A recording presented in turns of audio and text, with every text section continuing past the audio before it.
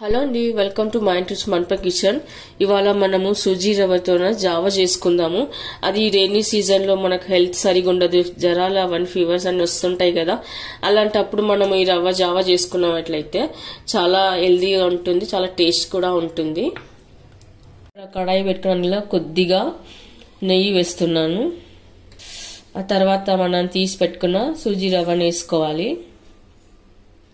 ఇప్పుడు ఈ రవ్వ కొద్దిగా కలర్ మారే వరకు కలుపుకోవాలి. ఇలా కలర్ మారిన తర్వాత ఇప్పుడు మనం ఒక బౌల్లోకి తీసి పెట్టుకుందాము.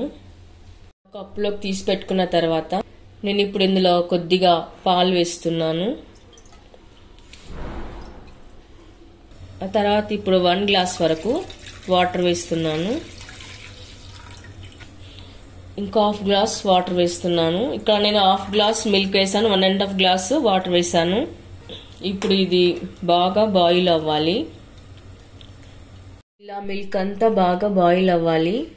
ఇప్పుడు మనం తీసుకున్న ఈ రవ్వని వేస్తూ ఫాస్ట్ గా కలుపుకోవాలి, ఎక్కడ ఉండలేకుండా కలుపుకోవాలి.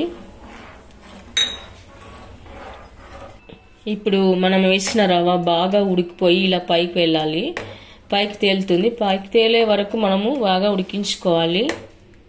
ఇప్పుడు మనం ఏ కప్పుతో రవ్వ తీసుకున్నామో అదే కప్పుతో సగం వరకు షుగర్ వేసుకోవాలి.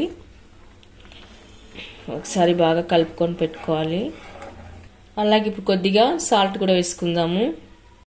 చూడండి, రవ్వ ఉడికిపోయి ఇలా పైకి వెళ్తుంది. అప్పుడు గంజి పర్ఫెక్ట్ అయినట్ల మనకు ఇలా రావాలన్నమాట. ఓకే అండి, జావా రెడీ అయిపోయింది. ఇప్పుడు సర్వింగ్ బౌల్లోకి తీసుకుందాము.